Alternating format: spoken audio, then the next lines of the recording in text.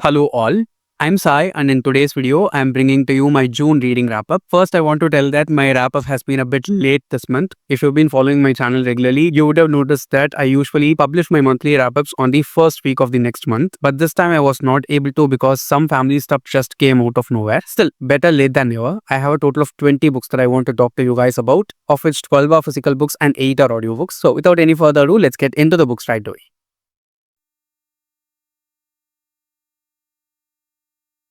Starting with the physical books as usual, the first two books which I read are actually two parts of the first book inside a series, and it is Upon a Burning Throne by Ashok K, which is the first book inside the Burnt Empire saga. This is basically just a reimagining of the Mahabharata and it is done excellently well by the author. It's completely fantasy, okay?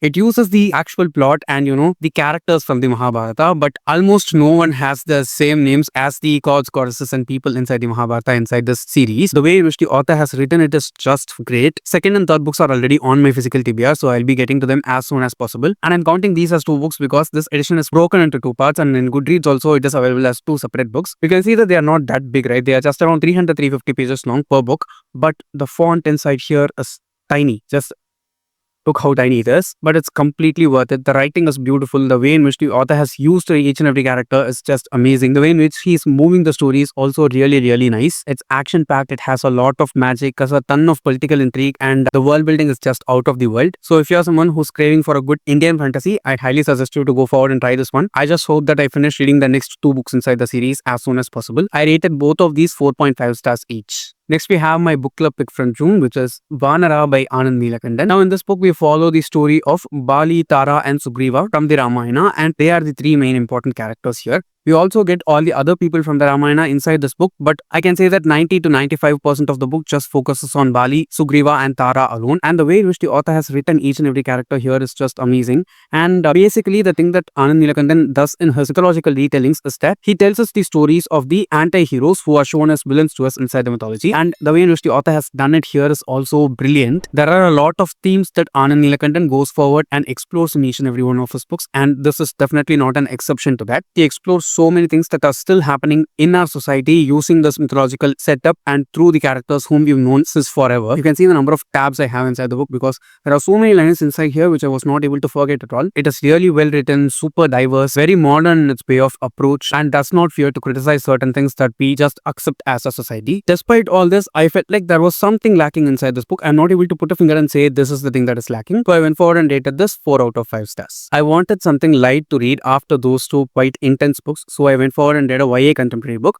This is quite an old one. I think it is way back from 2012 or 2013. So it's nearly 12 to 13 years old now, which is Eleanor and Park by Rainbow Rowell, which is one of the author's most popular books. I think many people like this as well as hate this at the same time. I personally like the story of both Eleanor and Park that was told by the author here very much. Both Eleanor and Park are very different in terms of the lives that they live, the societies in which they are a part of. But the thing that just brings them together is the school that they are studying in and the bus they take to the school. Rainbow Rowell's writing in this one is just as good as in any of her other books also. And if you are looking out for a book which you want to read over a weekend, and if you want it to be chill at the same time emotional at instances, this is definitely one book you need to try. How when things go wrong in a marriage, the children suffer a lot has been explored by the author here through one of the two main characters inside the story, and I'll just not tell you who that is. You can go forward and read it for yourself. But as a whole, this was definitely a good book to read, and I rated this also 4 out of 5 stars. Next, we have a YA graphic novel, and it is Hockey Girl Loves Drama Boy by Faith Erin Hicks, in which we follow our two main characters, Alex and Ezra, of whom Alex is a really popular hockey player, I think ice hockey player in her school, and Ezra is someone who's part of a drama club and he has dated so many people. Compared to Alex, how both of their paths cross and what are all the kind of difficulties that they are facing in their lives because of whom they are is explored by the author here. And I should say that this was a nice read, but it just felt like a slice of the life from both of the characters together.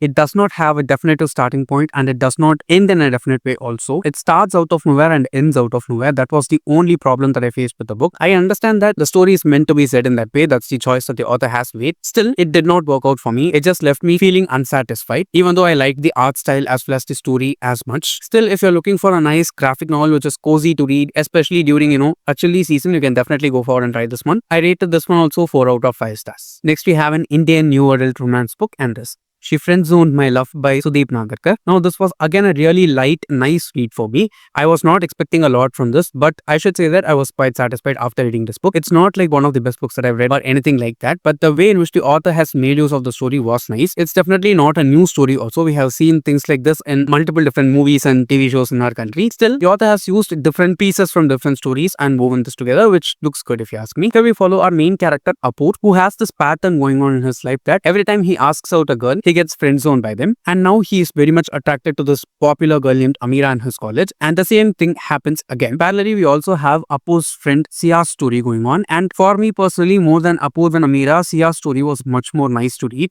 It addressed a lot of things that are going on in this society in terms of things that are going on inside one's house, and people are just facing out there in the world. There is also a really good representation of mental health done by the author here, which all I appreciate. But as a whole, it was a very loose book, okay? It wasn't something which I could not put down reading or anything. It was just another book that I read, so I went forward and rated this one 3.25 out of 5 stars. The next two books again which we have are the first two books inside a YA fantasy trilogy, and I just thoroughly enjoyed both of these books so much because they were completely different from what I was expecting and delivered way too much more than I was looking for inside these books. And they are the first two books inside the Abhorsen trilogy or Old Kingdom series, and the books are Sabriel and Lirael by Garth. So you can read Sabriel as a standalone book and you need not continue on with the sequel, but the sequel also has certain things that happen in Sabriel that are getting followed on here also. So if you just like this book and if you don't want to commit to a series, you can just read Sabriel and read the series as such. But if you do fall in love with the author's writing, the world and the characters, you can definitely go forward and read the second book, Lirael. I also finished reading the last book, Abhorsen, in July, so that will be in my July wrap-up next month. In the first book, Sabriel, we follow our main character, Sabriel, who's the daughter born to a necromancer and a woman, and during birth what happens is her mother dies and also Sabriel dies along with her mother. Since her father is a necromancer, he has this ability, so he brings her back to life, and because of this Sabriel has some powers in her. And the place in which the story takes place is kind of a place where there is this wall separating two different regions, and across the wall the dead or undead creatures are still alive, and the main job of the necromancers is to just stay there and keep the dead people in control, to put it in the most simple way. When something happens, Sabriel has to go forward and find her father, and after she tries to find her father, so many things start happening. There's also an amazing cat inside the story, and he's so sassy. I just love that cat very much. It's not cozy, okay, it's quite dark, but not so dark that you'll not be able to read it during the night time or so. You can read this during any time. Again, if you read this during the winter season, I think it will be much better. In the second book, Lirael, we follow our main character Lirael, who's a member of this group of people called the Claire, and their power is to look into the future and past. They are basically just seers, and Lirael is basically waiting to become a seer, but for some reason she's not getting that sight. It takes way too much time for her to occur, and she's just dejected right now. But something even more interesting is going to happen to her, and once that starts happening, the things from Sabriel also come forward and connect with this book. You need not read Lirael after you finish reading Sabriel, but in order to read Lirael, you must have read Sabriel, if that makes any sense. It's a direct sequel, but you can just finish with this book. The ending of this book feels like a standalone. You need not continue on with the series. But trust me, both of these books are just equally good, okay? I'll not say that one is better than the other because I enjoyed both of them completely equally. So I just went forward and rated both of these books 4.5 stars each, and I think I would be reading these two books or this entire series sometime in the future. Next, we have an Indian series, and I don't know how to categorize this series into a genre, okay? Because it is a blend of so many genres, some of which to name are thriller, sci-fi, mythology, mythological fiction, futuristic sci-fi, and so many other such things. And it is The Hidden Hindu Trilogy by Akshat Gupta. I have a review published for the series already out in the channel. It will be linked in the description if you want to check it out. So in this series, we follow our main character Prithvi in 2040, and he's looking for this Agori named Om Shastri. The reason why Prithvi is looking for Om Shastri is because Om Shastri is someone who's an Agori and he claims to be immortal. He cannot be killed, he cannot die, he's going to live forever. Prithvi wants to find out whether Om Shastri is actually an immortal or not, and if that is right, it also means that he is not the only immortal who's roaming around in the world. There are also so many other immortals, especially from Hindu mythology, who are still alive and roaming around in the world. From then on, the story just starts unfolding from 2020, and we see the story happening for nearly a year or so across the three books. And the best part about the series, it's its bingeability, okay? You'll not be able to put down the books at all because each and every chapter just will make you want to read the next chapter over and over again, because the author has that tendency with his writing, which I liked very much. Writing is quite basic though, if you ask me. There is not that much of subtext or anything inside the series as a whole. If you're a beginner, you can definitely go forward and read it. It's a simple, basic writing style, but the story is not basic. The author has worked a lot in order to inculcate so many different things inside it, and the way in which she has executed them is also really nice. I did not like the intended climax of the series alone, but I know that many people will like it. I felt like the author did take an easy choice there and decided to end things as easily and as simply as he can. At the same time, trying to convince so many readers out there. I did not like that alone, but apart from it, I don't have much issues with the series. I want to read the second series by the author also, but I don't think I'll be reading it right now because I want it to be fully published so that I can binge it just like I did with these three. I read all these three books in like 4 days, I think, and it was totally worth it. And keep in mind that I'm not a speed reader, okay? I cannot read fast. I read at a very, very medium pace, and with that, I was able to finish all these three books in just 4 days because they are just unputdownable. I rated the first and second books 4 stars each, and the third book alone, because of the climax, I rated 3.5 or 3.75 stars. But as a whole, the series is a solid 4-star mark. The last physical book in my wrap-up is The Third Door by Alex Banayan, and this is one non-fiction book which my brother has been asking me to read ever since 2022 or 2023, and I was not able to read this book fast, okay? I took a lot of time reading this. I was not able to read more than 10 pages or so per day, and the last 100 pages of the book I just made myself finish in one day because I knew that if not, I'll just be keeping this on my currently reading shelf for so long. The idea of this book is basically that the author went forward and interviewed a lot of popular and successful people in life and gathered their experiences to put this together. It's basically just a collection of interviews and some things that the author has understood from his own contemplation, but for me it did not feel like igniting that spark within me at any point at all, because it just felt like a person who had like a huge privilege going out there and trying what he could. I'm not trivializing the work that he has done in any way, okay?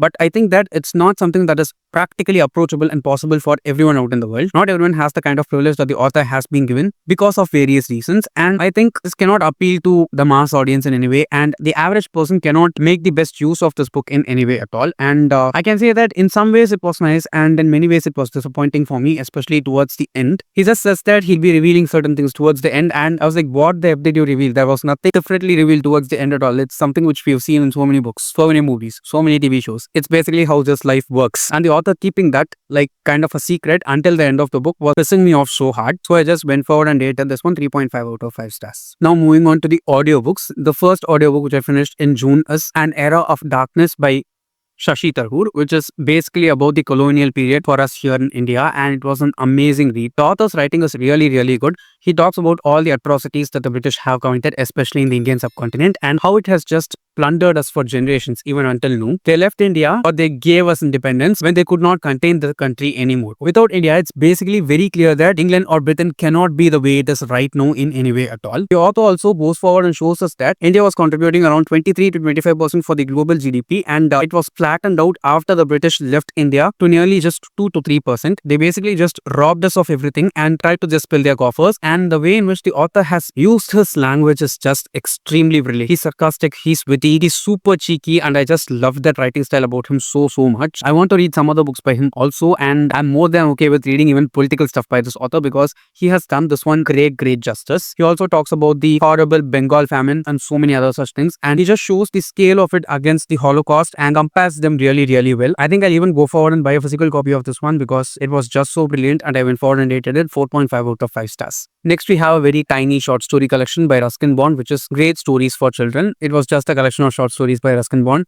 Just like any of his other books, they also just feel so nostalgic because he writes stories which are very old, happening inside India and mostly in hill stations. And his writing style is very easy to grasp. Okay, anyone who's a beginner, just go forward and read Ruskin Bond's books. They are suitable for all age ranges. They are just so good. Especially his short stories are just amazing. I don't think I've read a full-length novel by Ruskin Bond until now, but I have read a lot of his short story collections and short stories as such. This was fun to read, but not as good as some of the other books that I've read by him. So I went forward and rated this one 3 out of 5 stars. The next one is yet another non-fiction, and it is The Great Derangement by Amitav Ghosh, in which the author talks about climate change, most of all the topics that he covers inside it, and the way in which he talks about climate change is very alarming. He starts the book with an experience that he had in Delhi when the first recorded tornado hit Delhi, and when he was a student there. He starts from that incident and talks about a lot of other such things. And he also talks about, because of all the climate changes that we are going through right now, most of the important cities in our country, especially Mumbai, Chennai, Visakhapatnam, and so many of the coastal cities that we have in different parts of our country, which are also very, very important for the country's economy, are at huge risk. I don't think he has left any stone unturned with this book, and I just enjoyed it very, very much. It was quite frightening to read because these things could actually happen to us anytime, because nature is unpredictable and we are nothing compared to it. It was frightening and alarming at the same time, but it just made me even more aware than afraid. So I went forward and rated this one 4 out of 5 stars. The next one again is another non-fiction book, and it is a self-help this time, which is The Commonsense Diet by Rujuta Diwekar. This was one of my anticipated releases for this year, and I thoroughly enjoyed it. It was not as amazing as some of the other books that I read by her, but still it delivered everything that I wanted. The author basically talks about how a normal Indian diet that our grandfathers and grandmothers have been eating for generations is more than good enough for most of us, and she clearly shows us that there is no protein deficit for us as long as we are eating home-cooked proper food. I always had this doubt, especially over the past 1 to 2 years, where people have been just hyping up protein so much. I can understand that people who are trying to build their body or trying something athletic, focusing on that because they want that muscle, but it's not necessary for us as an average person out in the world, right? I just kept on asking the question to myself for so many days, and the author just answered that beautifully here, just like she usually does with all the proof, and I just enjoyed it very, very much. I was able to understand that the food that I'm eating is healthy. There's no deficiency of protein in any way inside the food that I take. Basically the food that any of us Indians take, if it's home cooked food. It was really, really good. I think her other book, Meeta Hara, if I'm not wrong, that also just released just a few days back. I might buy it, we don't know though. But as such, this was a really, really good read, and I rated this one also 4 out of 5 stars. Next we have a biography, which is Indra Nooyi, a biography by Annapoorna. This is basically just a life story about Indra Nooyi, who's a person from Indian origin that became the president of PepsiCo. I did not know that she was Tamil though, and after reading this book only, I was able to understand that many people from my own state, from the same city that I live in, have gone to so many different places and have done so many great things. Especially while reading Indra Nooyi's story, I was able to see the consistent hard work and determination that she had, and she did not see herself to be an outsider just because she was a woman, even though it is much more difficult for women out there in the world because it's been so for generations, and only now we are starting to get aware of it, and only a few people are starting to make changes in society for it. The thing I did not like about this book is that it is a biography, so it is not written by Indra Nooyi herself. It is written by some other person who admires her, and sometimes it felt like the author was just kissing her ass, and that was so boring. Okay, I'm not here to listen to someone just singing the laurels of the person that I'm reading about. I just want to know their actual story, the good, bad, and the ugly, and there was only good that was told by the author continuously here, and for each and every bad thing that may have happened, which I'm not sure, she was unnecessarily reasoning out, and it just felt stupid to me. Nothing against the author or Indra Nooyi though, I just felt like that was the tone of the book for me. Because of that, I went forward and rated this one 3 out of 5 stars. Next we have another non-fiction book, which is The Hidden Power of the Gayatri Mantra by Swami. This is my first book by this author, and I was not impressed. I did not like the book. I can understand that he's made sure that he brings out knowledge which is very much, guarded by people and makes it accessible for everyone out in the world. But the way in which he has written the book just feels so boring. I did not feel like I wanted to do anything that the author was talking about inside the book at all. And he kept on narrating a lot of things from his own life and the stories that he's heard, which felt like nothing to do with the book or Gayatri Mantra in any way for me. I was expecting so much from this book, and I was about to buy a physical copy of this one, but it was available on the Audible Plus catalog. Thank God I didn't buy it, because I would have been so much disappointed over wasting money. If you're someone who knows nothing about the Gayatri Mantra, then you can definitely go forward and read this book. It will give you a lot of knowledge about the mantra and the kind of sadhana that you do along with it. I was not aware about the sadhana in any way before I read this book, but after reading it also, I don't feel like I want to do it, because it feels like it's been wantedly complicated by so many people in so many levels, and the author just presented it as such. Even though it's accessible, I don't think it is doable for most people. So at the end of the day, it just ended up being something which was not of that great use for me. So I rated it 3 out of 5 stars again.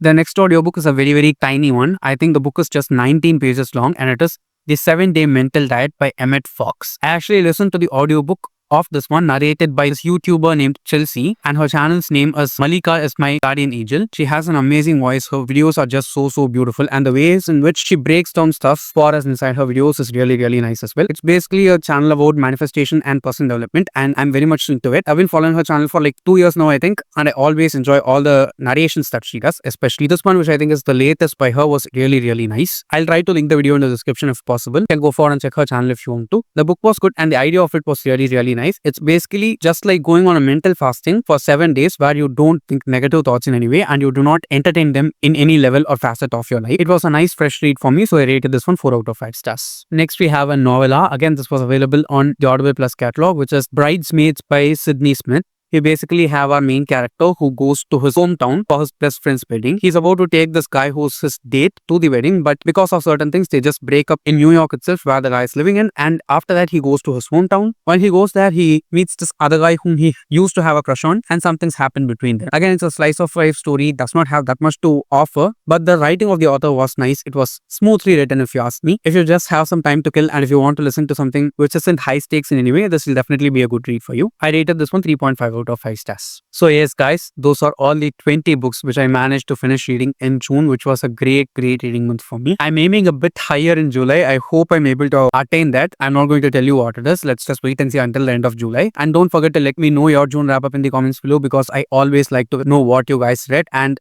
get some recommendations from you too. And if you did enjoy watching today's video, don't forget to give it a thumbs up, share it with your friends, and if you want to get more content from me, do subscribe to the channel.